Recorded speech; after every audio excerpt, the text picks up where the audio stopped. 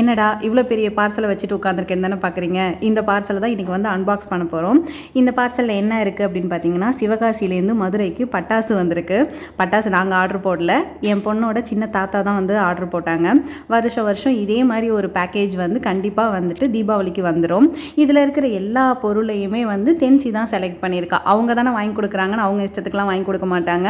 ஒரு லிஸ்ட்டு அனுப்பிடுவாங்க. அந்த லிஸ்ட்டில் தென்சிக்கு எதெல்லாம் வேணுமோ அவள் வந்துட்டு இதில் எனக்கு இது வேணும், இத்தனை வேணும், கவுண்ட்டு கூட நாங்கள் தான் டிசைட் பண்ணி சொல்லுவோம். பாப்பா சொன்ன உடனேயே ஒரு ஆர்டரை போட்டு விட்டுருவாங்க.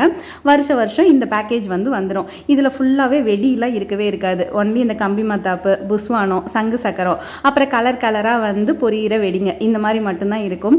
இந்த மாதிரி நம்ம குழந்தைங்களுக்கு எப்போ பார்த்தாலும் அந்த பாசத்தோட வாங்கி கொடுக்குற ஒருத்தவங்க இருந்துக்கிட்டே இருப்பாங்க. இதனால் நாங்கள் பட்டாசு வாங்குறதும் இல்லை, வருஷம் பட்டாசு செலவு எங்களுக்கு மிச்சம்தான். இந்த மாதிரி உங்கள் வீட்டில் யாராவது இருக்காங்களா? இருந்தாங்க அப்படின்னா கமெண்ட் செக்ஷனில் சொல்லுங்கள், நானும் தெரிஞ்சுக்கிறேன்.